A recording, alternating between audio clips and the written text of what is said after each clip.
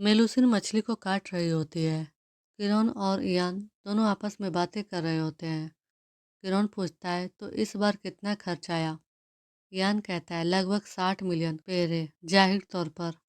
किरण कहता है, मुझे लगा था कि आपने मुझे कुछ दिन पहले रिपोर्ट दे दी थी इस बारे में कि सम्राट ने हीरे की खान कैसे खरीदी।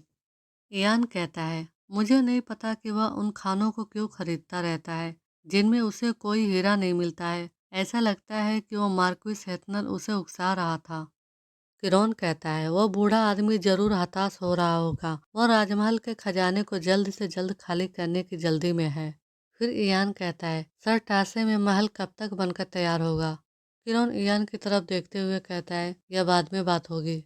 इयान किरोन से कहता है, एक्सक्यूज मी। दूसरी तरफ फिर मेलुसिन को तिरछी नजर से देखता है कि कहीं उसने यह बातें सुन तो नहीं ली। फिर उसे लगता है कि शायद मेलुसिन न समझ पाए, तो वो किरोन को बताना शुरू करता है। इस साल के आखिर में सर्दियों के शुरू होने के आसपास उनका कहना है कि अब सिर्फ इसे सजाने की जरूरत है। महल के बनाने से लेकर आधारशिला तक समय पर पूरा करने के लिए इतने सारे मजदूरों को काम पर रखने के तरीके से अमीर वर्ग के लोग खुश नहीं है। किरोन कहता है, खैर यह पहली बार है जब वो गुजरे हुए सम्राट की निगरानी में नहीं है। मुझे पूरा यकीन है कि वह जब तक हो सकेगा अपनी मर्जी से काम करता रहेगा, जो कि मार्क्विस हेथनर के लिए अच्छी खबर होनी चाहिए। फिर इयान कहता है, और हाँ, इसी वजह से कुछ बीच के बड़े वर्ग के घरानों ने भी हमारा साथ देना शुरू कर दिया है। उधर बेचारी मेलुसिन एक ही मछली को लेकर इधर उधर करके लगता है उसका कीमा बना रही होती है। किरण उसे देखकर हंसते हुए कहते हैं, अरे यह तो बहुत दुख की बात है। आप इस डिनर का मजा नहीं ले सकती जिसके लिए मैंने आपको बुलाया था। मेलुसिन मेलुसिन उसे चुपचाप देखती है। फिर किरण मेलुसिन के लिए फ्रेश मछली मंगाकर रखता है और वह कहता है, मैंने नौकरानी से कहा था कि वह आपके लिए वही लाए जो आप आमतौर पर खाती हैं। फिर वो मेलुसिन से कहता है, क्या आप आज ऐसा नहीं चाहती थी? क्या आप हमारे साथ हमारे टाइप का खाना खाना चाहती थी? मेलुसिन अपना चम्मच उसे नू नू करके हिलाते हुए कहती है, हाँ। फिर वो कहती है, किरण। इयान वाइन पी रहा होता है। मेलुसिन के मुंह से किरण का नाम सुन के उसके मुंह से वाइन गिर जाती है। वह दूसरी तरफ अपना मुंह करके फिर से कहता है, ये क्या है? क्या जलपरी ने किरण का नाम लिया? क्या आपने अभी अभी योर ग्रेस का नाम लिया? किरण कहता है, गलत। आप आखिर पर ज्यादा जोर दे रही है, शुरुआत पर जोर दो। मेलुसिन कहती है, क्यों? क्योरॉन। फिर वो कहता है, आपको और प्रैक्टिस की ज़रूरत है। फिर किरण कहता है, और अगर कांटा इस्तेमाल करने में बहुत सख्त लगे तो जैसे चाहे वैसे खा लो, वहाँ यूं ही मत बैठे रहो। मेलुसिन खुश होती है। वह कहती है, मैं जैसे चाहूँ ऐसे खा सकती हूँ, ठीक है। फिर वो मछली को पकड़ के गाना गाते हुए खाती है। वो कहती है, बॉन एप एप्पल टीथ। फिर वो कच्ची मछली खाने लगती है। किरण कहता है, ऐसा लगता है कि आप इसका मजा ले रही हैं। ये अच्छा है ना? मेलुसिन खुश होते हुए कहती है, हाँ ये बहुत ज्यादा अच्छा है। Thank you Kiran, thank you so much. यान यह सब देखकर कहता है, योर ग्रेस। किरण कहता है, आगे बढ़ो, जहाँ बात खत्म करी थी वहीं से शुरू करो। कितने नोबल घरानों ने हमारे साथ जुड़ने पर सहमति जताई है। यान देखता है किरण मेलुसिन को कच्ची मछली खिला रहा होता है। उसे यह बहुत खराब लगता है। वो कहता है, हाँ ठीक है, और अपने मन में कहता है, ये क्या हो रहा है? मैं ये क्या देख रहा हूँ? और फिर किरण मेलुसिन को मुंह को साफ करता है। मेलुसिन बहुत खुश होती है। फिर हम देखते हैं सारे सैनिक फिर से प्रैक्टिस कर रहे होते हैं। मेलुसिन यह छिपकर देखती है। इयान किरण से कहता है, तुम उसे भी यहाँ लाए हो? किरण कहता है, कौन?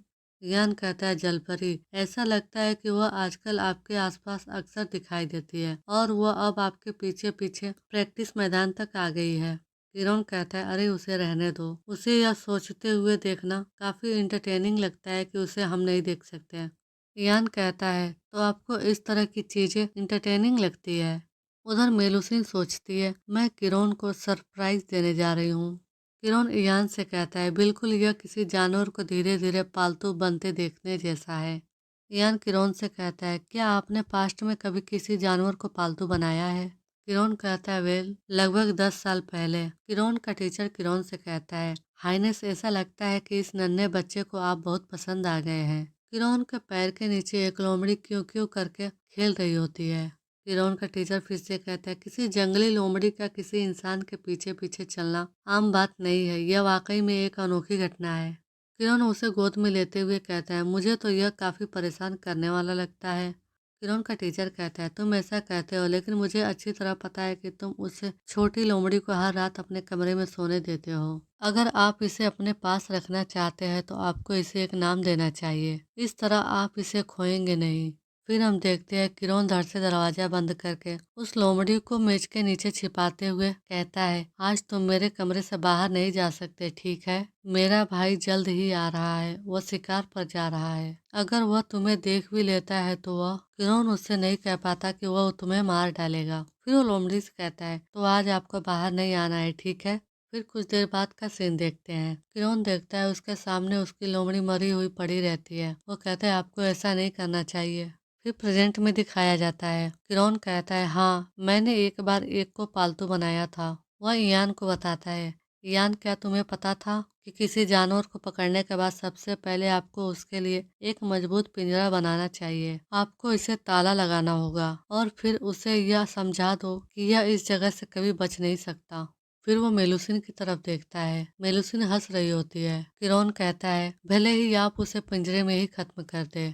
फिर दूसरे सीन में हम देखते हैं किरण मेलुसिन को समुद्र के पास लाता है। मेलुसिन समुद्र को देखकर बहुत खुश होती है। वो दौड़ते हुए समुद्र के किनारे जाके कहती है, किरण, यह तो समुद्र है। किरण कहता है, क्या यह आपको इतना पसंद है? तो फिर आगे बढ़ो और उसके करीब जाओ। मेलुसिन कहती है, और तुम किरण? किरण कहता है, मैं यहीं रुककर तुम्हारा इंतजार करूंगा, मुझे कुछ जांचना है। मेलुसिन समुद्र के किनारे जाती है, फिर मुड़ के कहती है, क्या जांच करना है? फिर किरण के पास्ट का दिखाया जाता है। उसके सामने उसकी लोमड़ी मरी हुई पड़ी रहती है। किरण कहता है, आखिर क्यों? मैंने तुमसे यहीं रुकने को कहा था, मैंने तुम्हें बार बार बताया था। फिर वो सोचता है, मेरा भाई किसी भी पल उसे ढूंढ लेगा और जब वो ऐसा करेगा तो वह इसे बेरहमी से मार डालेगा। वो लोमड़ी डर से कांप रही होती है। किरण के भाई के मारने की वजह से उसके पेट पर बहुत बड़े जख्म का निशान बन गया रहता है। वो उस लोमड़ी को देखकर रोते हुए कहता है, अगर ऐसा हो तो बेहतर होगा। फिर प्रेजेंट में हमें दिखाया जाता है मेलुसिन समुद्र के किनारे खुशी से दौड़ते हुए जाती है। कियान पीछे से चिल्लाकर कहता है, योर ग्रेस, वो अंदर जा रही है। किरण उसे रोकते हुए कहता है, उसे जाने दो, मैं यह देखने के लिए उसका टेस्ट कर रहा हूँ कि वह क्या भागने की कोशिश करती है। इधर मेलुसिन के समुद्र में घुसते ही उसके पैर फिर से उसके पूंछों में बदलने लगते हैं। वो समुद्र में खड़े होकर खुश होते हुए कहती है, बहुत समय बीत गया मेरे प्यारे सागर, कितना अच्छा लग रहा है। इधर इयान घबराते हुए कहता है, योर ग्रेस। समुद्र में जाते ही उसकी पूंछ वापस आ गई है। इधर किरण कहता है, मेलुसिन। मेलुसिन समुद्र में से पीछे मुड़कर किरण को देखकर सोचती है, क्या मुझे थोड़ी देर के लिए इसमें गोता लगाना चाहिए? बस एक पल काफी होगा, है ना? किरण यह देखते ही समझ जाता है। वो चिल्लाता है, वापस आओ मेलुसिन। उधर मेलुसिन कहती है, बस एक पल। वो समुद्र में जाने के लिए किरण से कह रही होती है। वो मन में कहती है, किरण ही वह इंसान था जिसने कहा था कि मैं समुद्र में कदम रख सकती हूँ। इधर किरण चिल्ला रहा होता है, आपको मेरी बात जरूर सुननी चाहिए। यान कहता है, वो चली गई। इधर किरण गुस्से से कहता है, मेलुसिन, तुम्हारी हिम्मत कैसे हुई? फिर वो समुद्र में दौड़ने लगता है। इधर इयान कहता है, योर ग्रेस। फिर किरण के पास्ट का दिखाया जाता है, जो उसका टीचर उससे कह रहा होता है, हाइनेस, अगर आप इसे अपने पास रखना चाहते हैं तो आपको इसे एक नाम देना चाहिए। इस तरह आप इस लोमड़ी को खोएंगे नहीं। फिर किरण कहता है, नहीं, किसी चीज का नाम रखने से ही उसे अपने साथ रखने के लिए जरूरी नहीं है। काश मुझे तब बेहतर पता होता। अगर मैंने उस लोमड़ी को नाम देने के बजाय पट्टा दिया होता, वह जाल में नहीं फंसती। हमेशा कोई न कोई ऐसा इंसान मौजूद रहता है जो आपकी हर उस चीज को हथियाने के लिए तैयार रहता है जिसे आप बांधने में नाकाम रहते हैं। फिर वो अपने हाथों में खंजर लेके कहता है, अगर ऐसा हो तो बेहतर होगा। तभी प्रेजेंट में दिखाया जाता है कि मेलुसिन समुद्र से वापस निकलती है। वो अपने बालों को निचोड़ते हुए किरण को देखती है और कहती है, हूँ किरण। किरण दौड़ के मेलुसिन की तरफ आता है, फिर उसका हाथ पकड़ के उसे बाहर खींचता है। फिर वह मेलुसिन को किस करने लगता है। मेलुसिन कहती है, किरण। फिर किरण अचानक से मेलुसिन के गले पे खंजर रख देता है और कहता है, क्या आपको समुद्र की इतनी याद आ रही थी? क्या मुझे पीछे छोड़ने के लिए यह काफी है?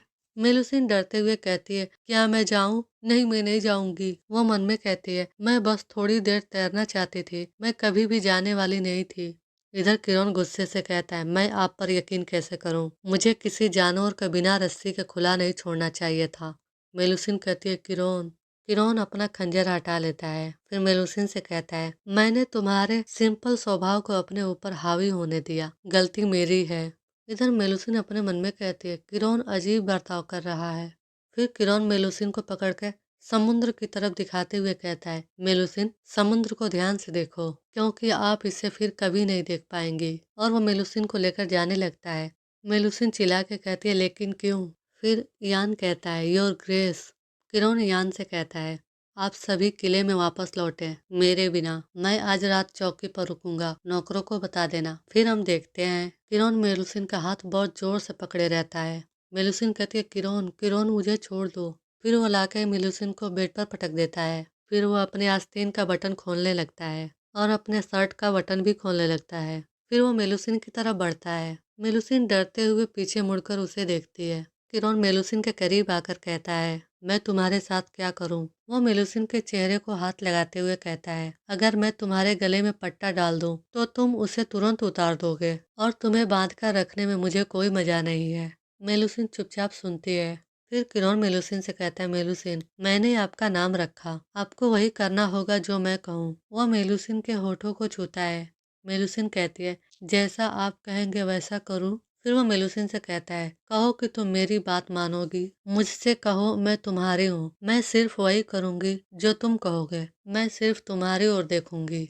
मेलुसिन कहती है, मैं सिर्फ तुम्हारी हूँ। किरोन खामोश होकर उसे देखता है।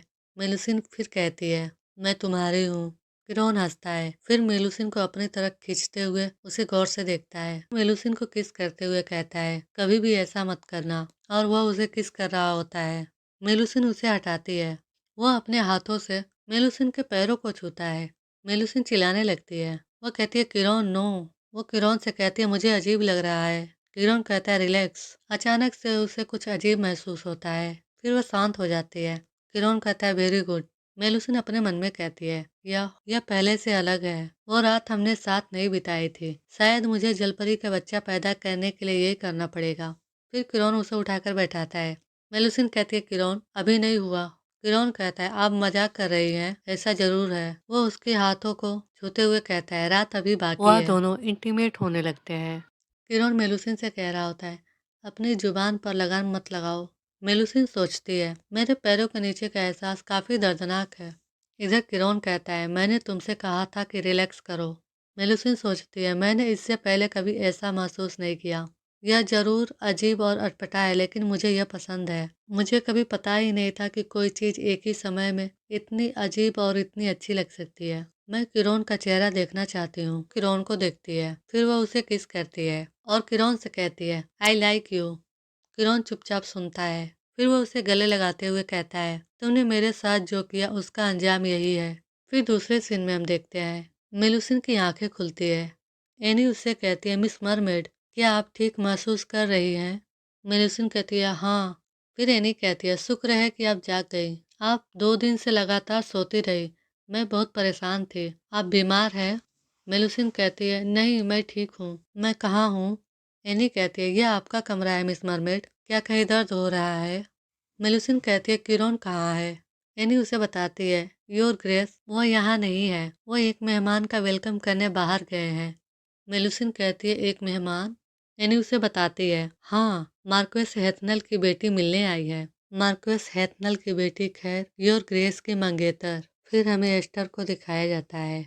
एनी मेलुसिन को बताती है, हाँ, शादी का मतलब एक ही साथी का होना है। आप गॉड के सामने कसम खाते हैं कि आप बाकी का जीवन किसी एक इंसान के साथ बिताएंगे और ऐसा करने से पहले आप सगाई कर लें।